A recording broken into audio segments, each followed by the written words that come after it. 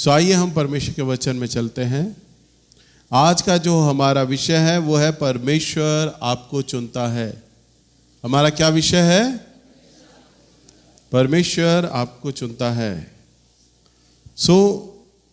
प्रभु हमें चुनता है और इसके अंदर परमेश्वर हमारे अंदर सबसे पहली बात जो देखना चाहता है, जो गुण, ध्यान दीजिए, इसे चाहे लिख लो, जो गुण प्रभु हमारे भीतर देखना चाहता है वह है कि हम दूसरों से प्रेम करना सीखें। हम दूसरों से प्रेम करना सीखें। देखिए प्रभु के वचन में लिखा है, परमेश्वर ने जगत से ऐसा प्रेम किया कि उसने अपना इकलौता पुत्र दे दिया, कि उसने अपना इकलौता पुत्र, ताकि जो कोई उस पर विश्वास करे वो नाश ना हो परंतु अनंत जीवन पाए। क्या कहता है प्रभु का वचन?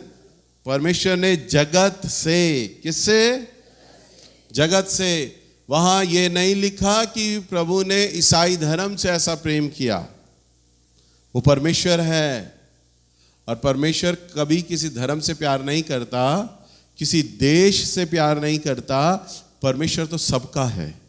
हालेलुया। इसलिए आप जितने भी यहाँ पर आते हैं, आप अधिकांश लोग हिंदू परिवार से हैं और कभी भी प्रभु की चमत्कार या आशीष आपके ऊपर आई तो प्रभु ने आपका धर्म पूछकर आपको नहीं दी वो चंगाई, आपकी जाति पूछकर नहीं दी। और ना ही मैंने कभी किसी से पूछा भाई आप किस जाति से आते हो, आप किस धर्म से आते हो। मैंने आपको प्रभु का वचन एक समान आपको बताया है, एक समान मैंने सबके लिए प्रार्थना की है। तो जो प्रभु का ऐसा स्वभाव है कि वो सबके लिए होता है, वो तो हम लोग बांट देते हैं कि ये हमारे धर्म का नहीं है, प्रभु यीशु मसीह विदेशी परमेश्वर है, हमारे धर्म का नहीं है। बड़ा अटपटा सा लगता है लोगों के मुंह से सुन के कि विदेशी परमेश्वर है। बताओ, एक प्रभु भी फॉरेनर, विदेशी परमेश्वर। अरे वो परमेश्वर है। आप ये नहीं कह सकते भाई अमेरिका में जो सूरज उग रहा है, हम जब सो जाते हैं तब अमेरिका में सूरज उगता है और अमेरिका का जब ढल जाता है तो हमारा ढलता है, तो वो अमेरिका का जो सूरज बनाया वो वहाँ के विदेशी परमेश्वर ने बनाया और जो यहाँ का सूरज है वो भारतीय परमेश्वर ने बनाया ना। सूरज भी एक है, चांद भी एक है और परमेश्वर भी एक है। हालेलुया। प्रभु का जो गुण है वो ये है कि वो सबका है। और प्रभु भी जब अपने बच्चों को जब चुनता है, जैसे उसने मुझे चुना, वो आपको भी चुनेगा और आप पे भी निगाहें लगाएगा। तो उसका जो मन होता है ना, उसके मन को आप समझिए, परमेश्वर के मन को। उसका मन है कि मेरे अनुयायी, मुझ पर विश्वास करने वाले लोग, जो मेरी बेटी हैं, जो मेरे बेटे बनेंगे, उनका मन भी ऐसा हो कि वो दूसरों से प्रेम करना सीखे। हालेलुया।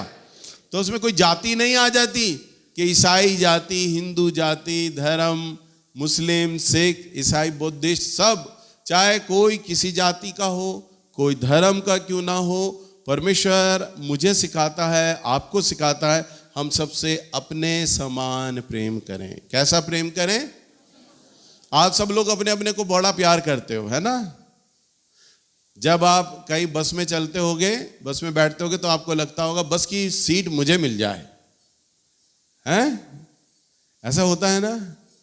पर साथ वाला खड़ा हुआ आदमी, बुजुर्ग औरत अगर आ जाए या बुजुर्ग कोई व्यक्ति खड़ा हो तो वो आपकी तरफ देखेगा तो आप देख के इग्नोर कर दोगे, बाहर खिड़की की तरफ देखने लग जाओगे। कोई औरत बच्चे को लेकर आ जाएगी, उसे देख के इग्नोर कर दोगे, आप खिड़की की तरफ देखने लग जाओगे। हमारा ध्यान ही नहीं तेरे पे नहीं गया। और अगर वो सीट मांग भी ले आपसे तो आप बोलो भाई ये सीट आपकी तो है नहीं, बुजुर्ग लोगों की नहीं है, महिलाओं की सीट नहीं है।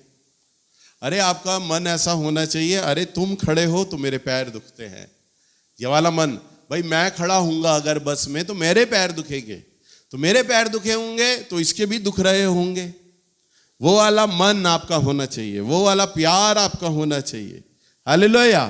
कि अगर मुझे दर्द हो रहा है तो इसे भी हो रहा होगा, पर कोई बात नहीं, मैं तो जवान हूं, मैं तो पुरुष हूं, ये महिला है, बच्चे को लिए हुए है, बच्चे को लेकर आराम से बैठ जाएगी, कोई बात नहीं, मैं तो अभी जवान हूं, मैं कम उम्र का हूं, मुझसे बुजुर्ग आदमी ये है, कमजोर है मुझसे शरीर में, इन्हें ज्यादा दर्द हो रहा होगा, मैं इन्हें जगह दे देता हूं बैठने की।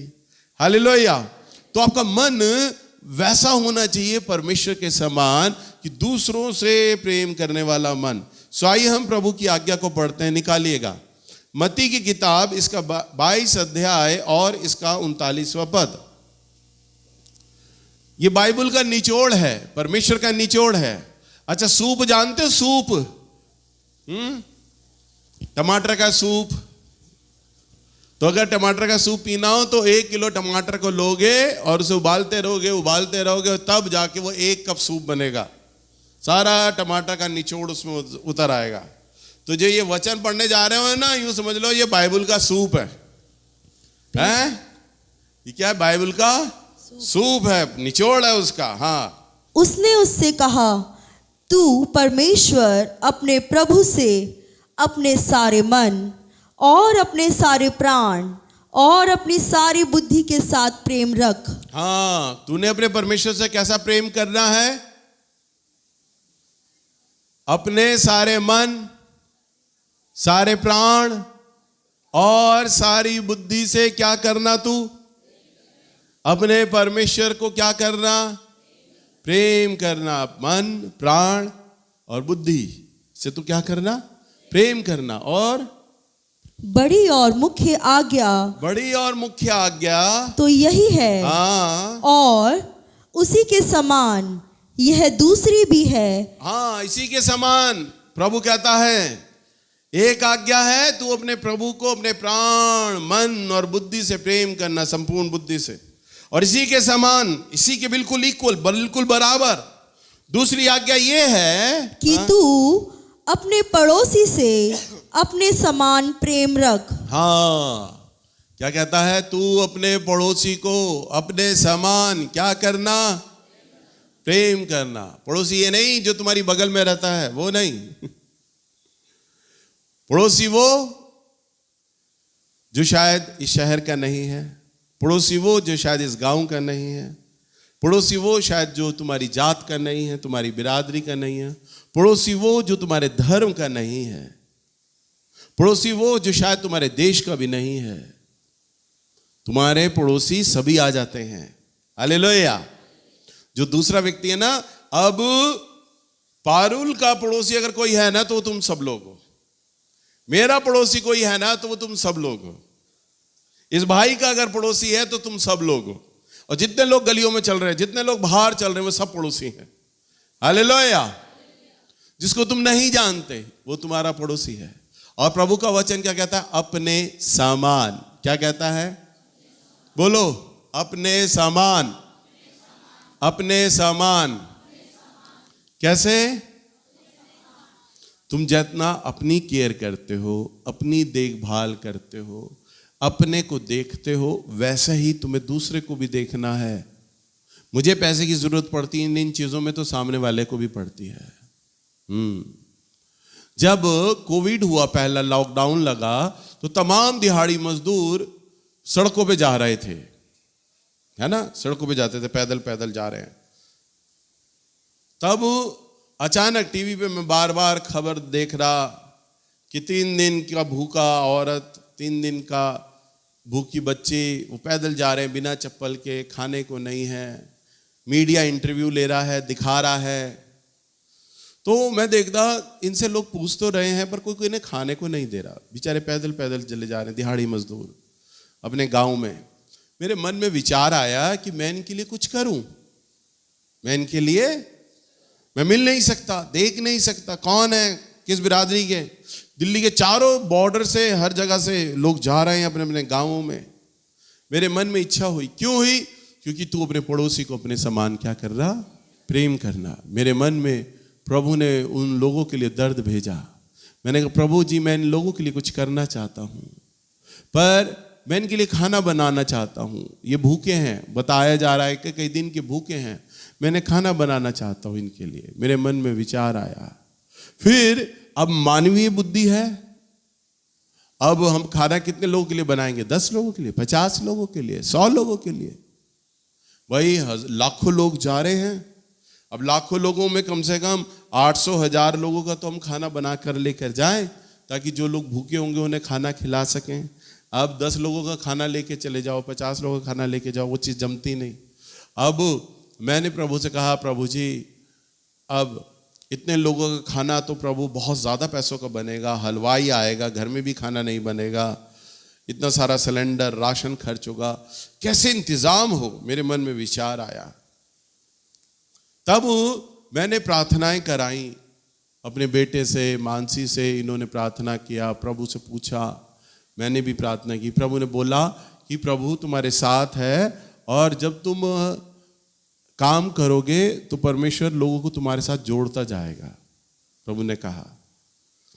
और तब मैंने अपने पैसे लगाए, हमारे प्रचारक जितने भी हैं, हमारे सब प्रचारकों ने पैसे दिए, 2-2, 2,500, 3-3 हज़ार सब लोगों ने, प्रचारकों ने मिलाए, मैंने अपने मिलाए, और हमने हलवाई बैठाया चर्च में, और हमने उनका खाना बनवाया। फिर इधर हमने पुलिस को इन्फॉर्म किया, फलाने दिन हम, कल के दिन हम जा रहे हैं, हमें पासेस मिले। तब पुलिस वाले हमारे साथ हो लिए, पुलिस की गाड़ी हमारे साथ हो ली। हमारे चर्च के तमाम लड़के लड़कियां यहाँ अंदर आते, चर्च में हलवाई बैठता, हमारे चर्च की लड़कियां लड़के सब मदद करते खाना बनाने में। 10-12 लड़के लड़कियां हमारे चर्च के थे, सब ने मदद की। गाड़ी करी हमने, टेम्पो, और उसके अंदर खाना भर के हमारे चर्च के बच्चे सड़कों पे जाके, वो जो दिहाड़ी मजदूर जा रहे थे, उन्हें खाना बांटना शुरू किया। एक दिन का खाना बट गया। अब एक दिन का खाना बट गया, हज़ारों का खाना था वो बट गया। अब दूसरे दिन के लिए भी इंतज़ाम है। अचानक मेरे को फ़ोन आता है कि भैया आप ये बहुत अच्छा कर रहे हो, मैं भी इसमें कुछ भेंट देना चाहता हूँ। मैंने कहा दो आप भेंट। अब उस भाई ने मुझे भेंट भेज दिया, भेंट मेरे पास आ गया। अब भेंट आ गया, कुछ पैसे फिर हमने मिलाए और हमने दूसरा खाना बनाया। दूसरे दिन का हमारे बच्चे बांटने गए, 800-1000 लोगों को खाना बांटा। उसके बाद फिर अब मेरे मन में विचार आया, तीसरे दिन भी प्रभु हमें बांटना चाहिए। प्रभु ने और धन का इंतजाम किया, धन आने लग गया, चारों तरफ से मेरे पास धन आने लग गया, फ़ोन कॉल आने लग गए और मेरे को पैसा मेरे बैंक में आने लग गया। उन दिनों चर्च बंद था, कोई भेंट नहीं दे सकता था, परंतु ये परमेश्वर का काम था, ये परमेश्वर देख रहे थे। प्रभु ये नहीं कह रहे थे, नहीं बेटा तू उन लोगों को देना जो तेरे सिर्फ चर्च में आते हैं, तू उनको देना। नहीं, प्रभु ने मुझे ये नहीं बोला। प्रभु ये नहीं कहा कि नहीं बेटा तू उनको देना, जो ईसाई लोग हैं वो उनको देना ना। अरे ये परमेश्वर की बुद्धि है ही नहीं, ये मानवीय बुद्धि है कि वो हमारे धर्म के लोग नहीं है, वो हमारी जाति के लोग नहीं है। परमेश्वर ये नहीं देखता इन चीज को। हालेलुया। प्रभु क्या कहता है, तू ऐसा कैसा प्रेम करना, अपने पड़ोसी के समान, अपने पड़ोसी के समान। अब वो जितने दिहाड़ी मजदूर जा रहे थे वो हमारी धर्म के नहीं, हमारी जात के नहीं, हम नहीं जानते, हम कभी मिले भी नहीं और कभी देखेंगे भी नहीं, परंतु हमने उनकी मदद की। और फिर दूसरे दिन का खाना, और फिर तीसरे दिन का खाना, और फिर चौथे दिन का खाना हमारे बच्चे बांटने लग गए। हमने कई दिन तक हमने उन्हें खाना बांटा, और बांटने के बाद अब सिलसिला थम गया। दिहाड़ी मजदूर चले गए, परंतु लॉकडाउन था, अब मजदूर कहीं नहीं मिल रहे थे। परंतु मेरे मन में टीस थी, नहीं बेटा हमने दूसरे लोगों को खाना बांटना है। प्रभु पैसों का इंतजाम प्रतिदिन हमारे लिए कर दिया करता था, रोज पैसे का इंतजाम हो जाता था, कोई ना कोई मेरे बैंक में पैसा डाल दिया करता था, इंतजाम हो जाता था, ऑनलाइन ट्रांसफर लोग कर दिया करते थे। और इस तरह से हमारे बच्चे कई जगहों पे खाना बांटते, गरीब लोगों को ढूंढते, कहाँ गरीब लोग हैं उनको खाना बांटते। अंततः आखिर में आकर मेरे मन में बोझ आया, अचानक बैठे बैठे, कई परिवार ऐसे होंगे मेरे कलीसिया में जो बहुत गरीब हैं, जो अभी कहीं नौकरी नहीं कर रहे, दुकानदारी नहीं कर रहे, उनके यहाँ भी तो राशन की कमी होगी। तब मैंने प्रचारकों को बोला, पता करो हमारी कलीसिया में कौन कौन ऐसा है जिसके घर में राशन की कमी है, क्योंकि तुम सब लोगों को जानते हो। हमारे सारे प्रचारकों ने अपने अपने लोगों को फ़ोन कॉल करना शुरू कर दिया, मिलना शुरू कर दिया। लॉकडाउन था, आपको पता है पहला वाला जब लॉकडाउन लगा था कितना सख्त था। सड़कों पे लोग पुलिस वाले खड़े होते थे, गलियों में खड़े होते थे, कोई नहीं कहीं आ जा सकता था। हमारे लोगों ने एक दूसरे को फ़ोन करना शुरू कर दिया, पूछना शुरू कर दिया, भाई तुम्हारे घर राशन है, खाने पीने का सामान है? तो हम लोगों ने एक लिस्ट बना लिया, अच्छा इस क्षेत्र में इस परिवार में राशन नहीं है। फिर मैंने वो थोड़े पैसे लिए जो मेरे पास आए थे, थोड़े पैसे हमने मिलाए आपस में, फिर राशन हमने भरा और मेरे चर्च के लड़के अपने मेरी कार में रखकर उस राशन को हमने घरों तक पहुंचाया, दूसरों के घरों तक पहुंचाया।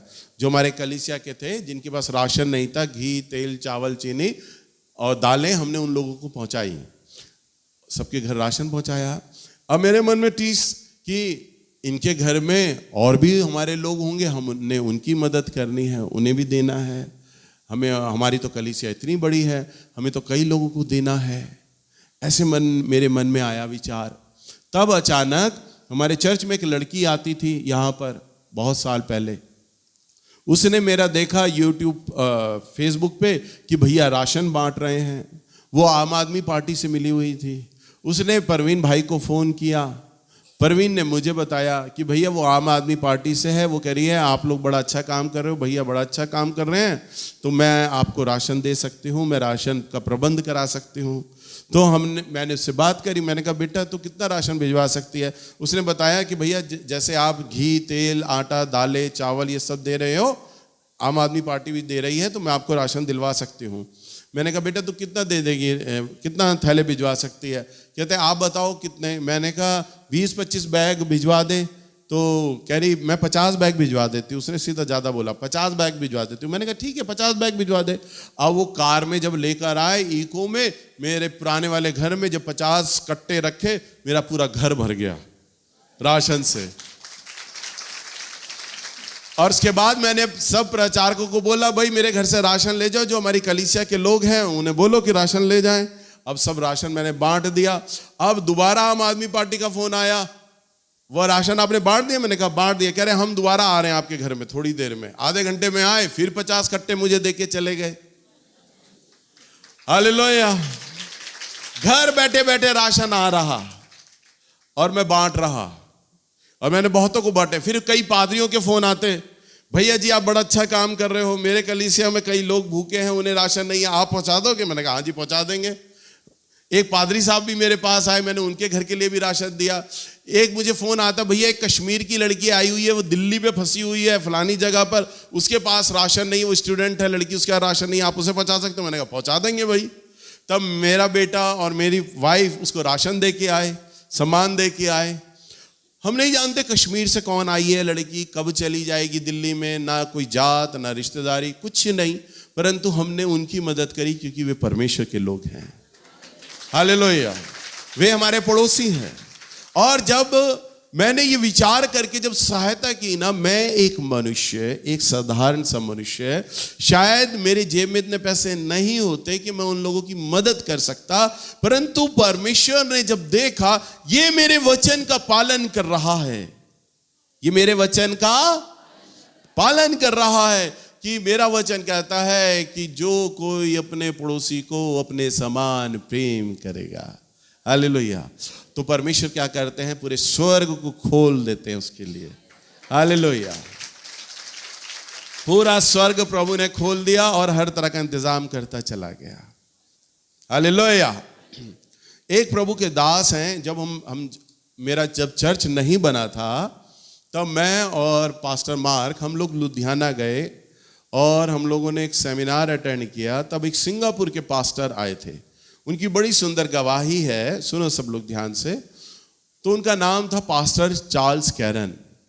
तो उन्होंने सिंगापुर में पास्टर थे, उन्होंने गवाही दी। तब उन दिनों तुर्की में, जो टर्की देश है तुर्की, वहाँ पर बहुत भारी भूकंप आया था, और इतना भारी भूकंप था लाखों लोग मर गए, बहुत भूकंप आया, पूरा देश बर्बाद हो गया। चारों तरफ से पूरे संसार से अलग अलग देशों के लोग, अलग अलग एनजीओ, सरकार गई तुर्की के अंदर मदद करने के लिए। प्रभु का दास चार्ल्स कैरन को प्रभु ने बोझ दिया, जैसे मुझे बोझ दिया कोविड के लिए, ऐसी प्रभु के दास चार्ल्स कैरन को बोझ दिया कि तू तुर्की जा और उन लोगों की मदद कर।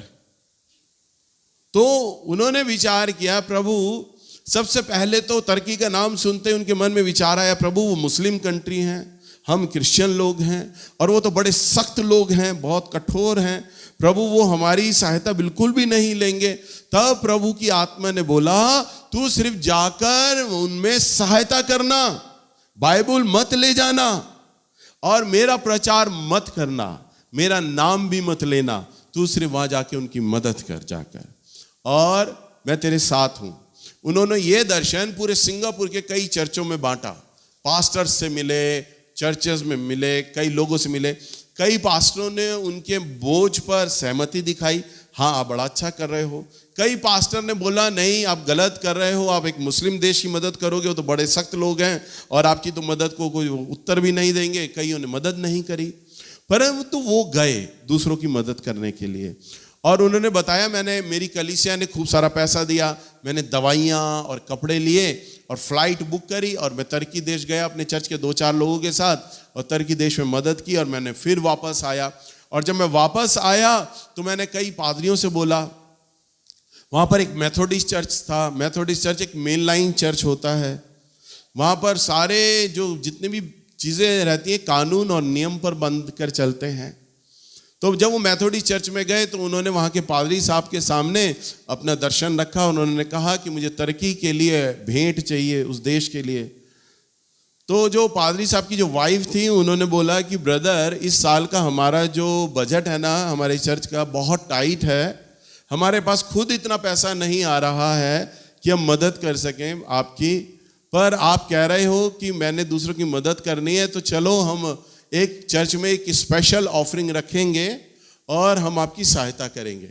और उन्होंने एक चादर बिछा दी चर्च में, और सारे लोगों ने आकर उन्होंने बोला, पास्टर चार्ल्स कैरन ने, प्रभु ने लोगों का मन इतना उबार दिया उस चर्च में कि लोगों ने आकर अपने बटुए यूं झाड़े पलटे, औरतों ने अपने बटुए खाली कर दिए। आदमियों ने ये नहीं देखा 500 का नोट है, 2000 का नोट है, उन्होंने बस उठाया और फेंक दिया, भेंट में फेंकते चले गए। सारे पैसे सोना उतार उतार के दे दिया।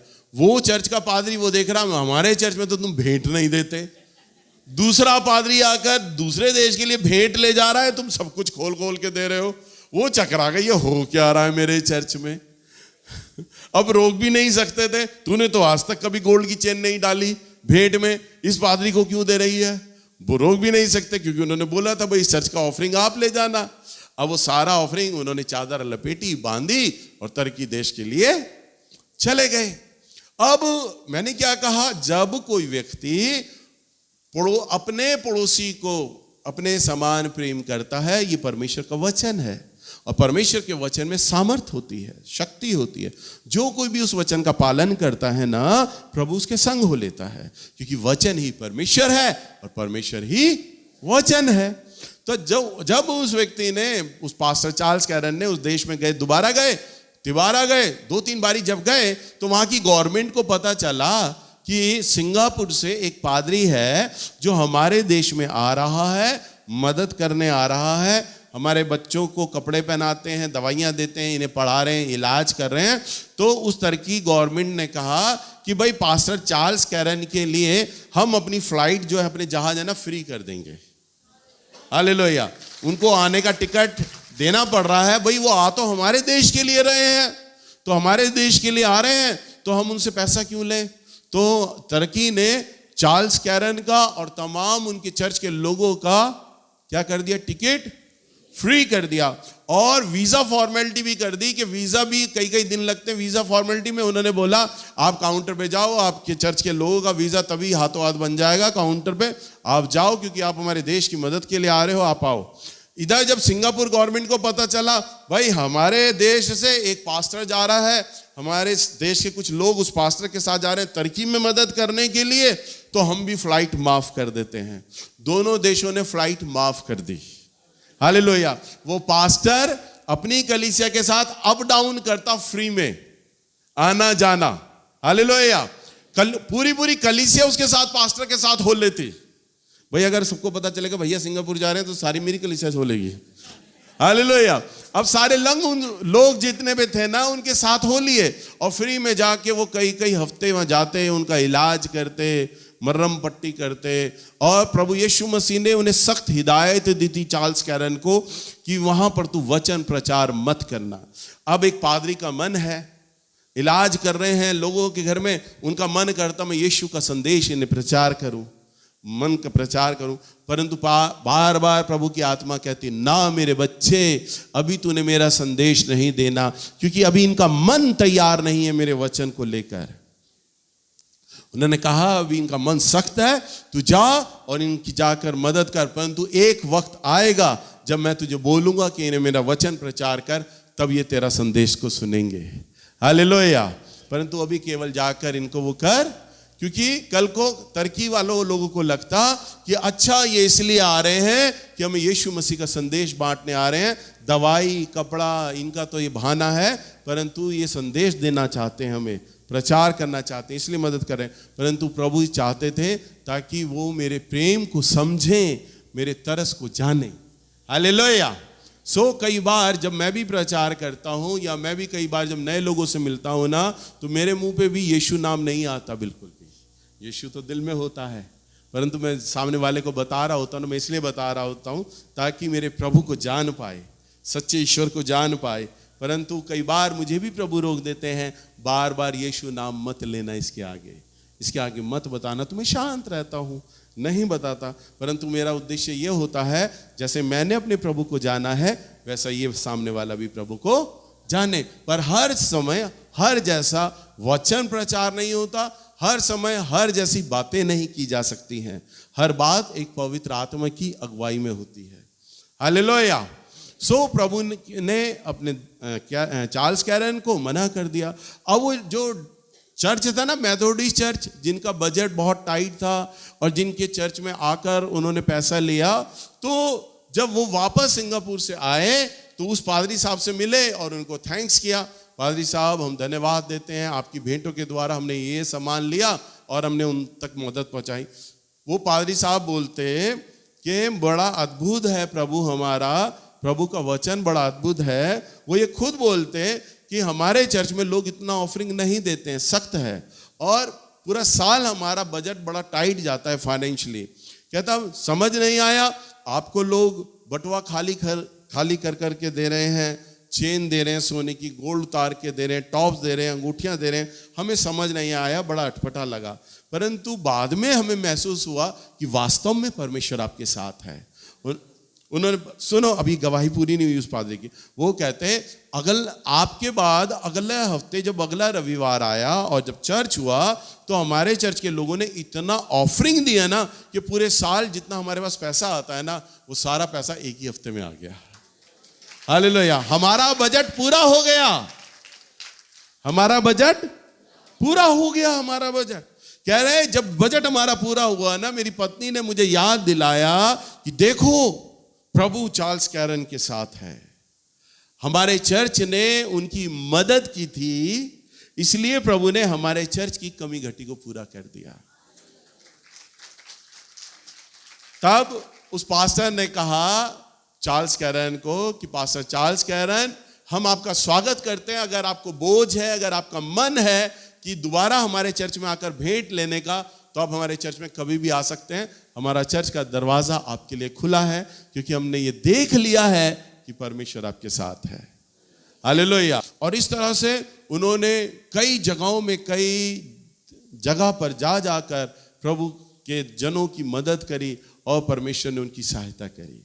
तो देखते हैं, हम जब प्रभु अपने वचन के अनुसार हम अपना जीवन बिताते हैं, क्योंकि प्रभु के वचन में सामर्थ है, और जब हम प्रभु के वचन के अनुसार जब हम चलते हैं ना, तो परमेश्वर हमारी सहायता करता है।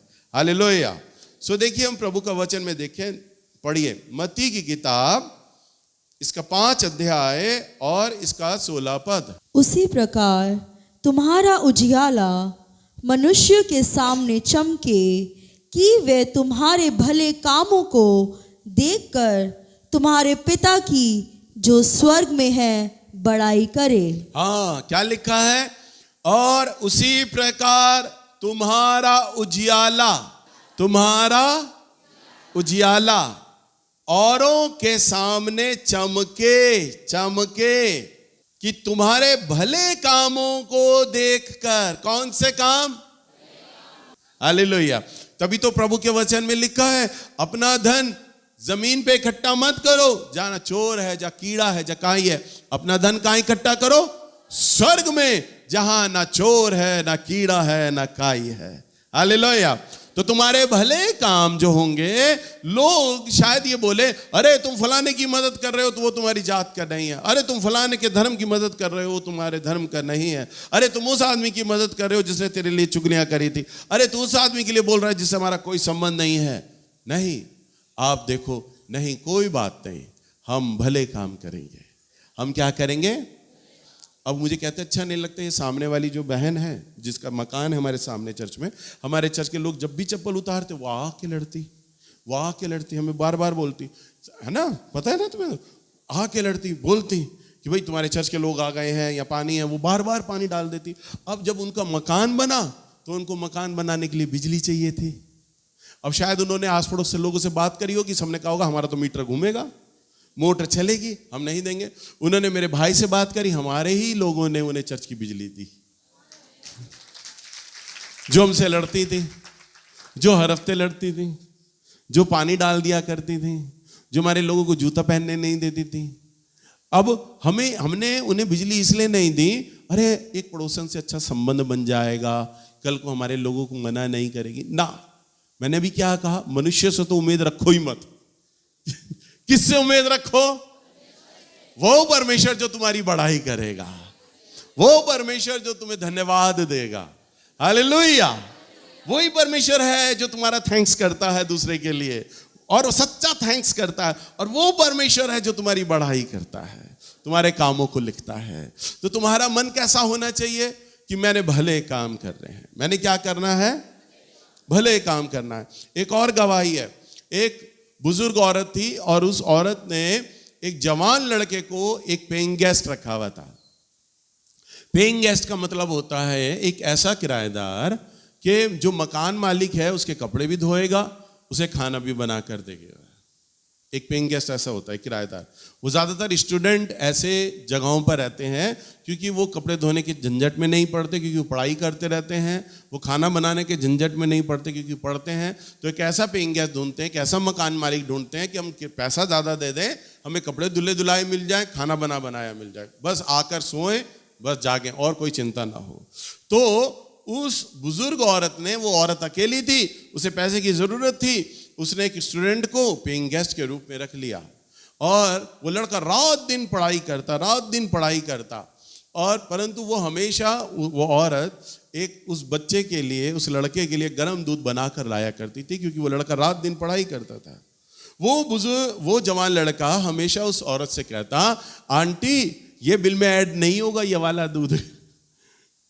तो वो कहती, बेटा मुझे ये बिल में ऐड नहीं कराना, मैं इसकी सर्विस नहीं ले रही, ये मेरा अपनी तरफ से है कि तू पढ़ता है, तू बड़ा अच्छा बच्चा है, तू पढ़ाई करता है, मेरी भी कोई औलाद होती और वो भी पढ़ाई करती तो मैं भी उसकी खुराक का ध्यान रखती, तो मैं तो इसके लिए तुझे दूध देती हूँ। तो वो उसको दूध दिया करती। कई सालों तक ये सिलसिला चलता रहा। धीरे धीरे करते करते वो लड़का उन्हें छोड़कर चला गया, उसकी पढ़ाई समाप्त हो गई, वो लड़का छोड़कर उन्हें चला गया। अब कुछ महीनों बाद अचानक उस औरत को हार्ट अटैक पड़ा। अब जब हार्ट अटैक पड़ा, अब भाई औरत तो अकेली थी, कोई था ही नहीं। पड़ोसी लोगों ने फटाफट उसे उठाया, एम्बुलेंस में डाला, अस्पताल ले गए। अस्पताल में ले जाकर उसे भर्ती करा दिया, उसका इलाज चला, इलाज समाप्त हो गया। अब जितने भी विदेशी जो देश है ना, बाहर के देश, यहाँ के देश में तो पहले जब मरीज को लेके जाओ तो काउंटर पे बोलते हैं लाओ जी 40,000 50,000 तब तुम्हारा इलाज शुरू करेंगे। विदेश में नहीं होता, विदेश में सीधा ट्रीटमेंट शुरू कर देते हैं वो लोग, बाद में पैसे की बात करते हैं। सीधा ट्रीटमेंट शुरू हो गया। अब ट्रीटमेंट हो गया, इलाज हो गया, उसका हार्ट अटैक से उसे बचा लिया गया, उसकी बच गई जान उस बुजुर्ग महिला की। अब जब उस बुजुर्ग महिला की जान बच गई, उसके सामने एक बड़ा बिल आया। अब जितना भी बड़ा बिल आया, बहुत मोटी रकम थी। अब सारे पड़ोसी बगले झांकने लग गए, इतना बिल हम थोड़ी ना दे सकते हैं, इतना बिल हम थोड़ी ना दे सकते हैं, हमारा तो बस ये कर्तव्य था कि हम इस औरत को यहाँ ले आए हैं। थोड़ी देर में जो पक्का बिल आया तो उस पर लिखा हुआ था कि सारा बिल चुका दिया गया है गर्म दूध के साथ।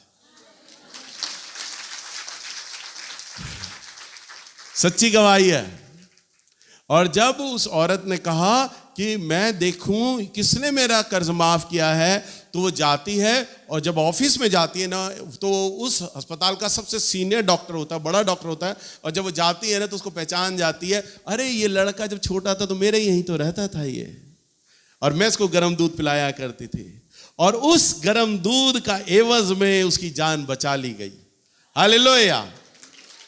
आप नहीं जानते कि आपकी भलाई का काम कब पलटकर आपके पास वापस आने वाला है। आप नहीं जानते किस रूप में आएगा, किस शक्ल में आएगा, परंतु वो आएगा जरूर। जो आपने किया है, उस औरत ने भी गर्म दूध देती थी, परंतु उस औरत की जान बचा ली गई। एक गर्म दूध के साथ पूरा बिल माफ कर दिया गया। आप भी जब भलाई करेंगे, आप न जाति देखें, न धर्म देखें, न रंग रूप देखें, न हमारे गांव का, हमारे शहर का नहीं है, कुछ न देखें। हर एक व्यक्ति प्रभु के वचन के अनुसार आपका पड़ोसी है। परमेश्वर ये चाहता है, मेरा जो स्वभाव है कि मैं सबको अपने समान प्यार करता हूं ना, तो सब लोग ऐसा ही एक दूसरे से प्यार करें। हालेलुया। क्योंकि परमेश्वर प्रेम है और प्रेम ही परमेश्वर है।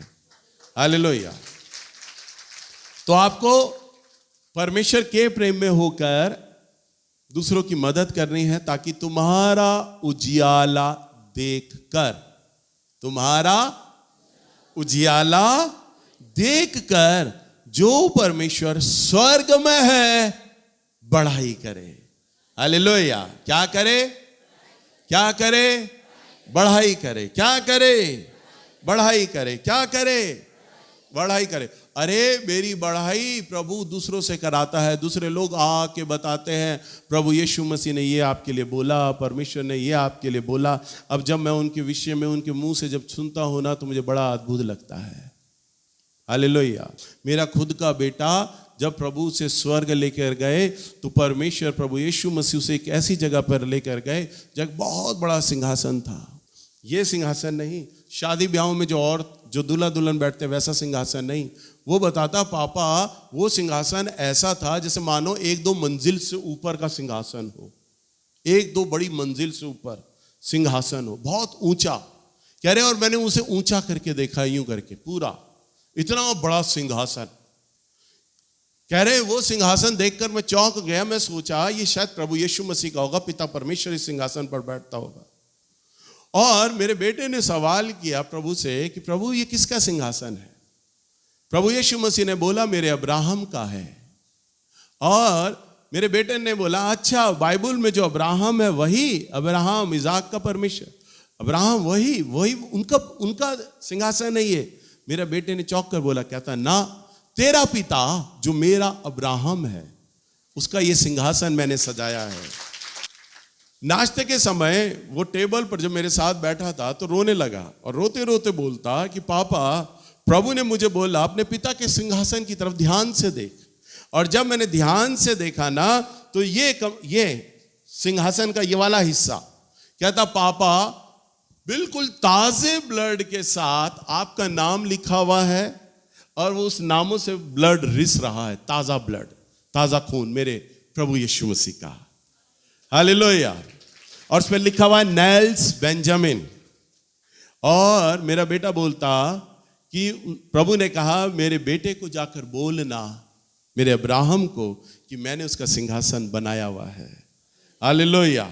देखिए प्रभु कितना ऑनर करते हैं, कितना आदर करते हैं कि परमेश्वर ऐसे बोलता है। और ये खाली केवल मेरे बेटे की गवाही नहीं, कई बार मेरी कलीसियाओं में ये गवाहियां आती हैं, कई बार लोगों के द्वारा, कई बार और कई लोगों के द्वारा प्रभु मेरी प्रशंसा करता है। अभी हाल ही में ये बच्ची बता रही थी, है ना बेटा, तूने गवाही दी थी इसके द्वारा प्रभु ने बताया, प्रभु ने बोला कि जैसा मेरा पिता का पुत्र प्रभु यीशु मसीह है, प्रभु यीशु मसीह का ही पुत्र नेल्स है, और वो तेरे लिए प्रार्थना करेगा। ये इसने जब गवाही बताई, मुझे सुनकर बड़ा अजीब लगा कि पिता परमेश्वर का पुत्र प्रभु यीशु मसीह और प्रभु यीशु मसीह का पुत्र नेल्स बेंजामिन, बड़ा अजीब लगा।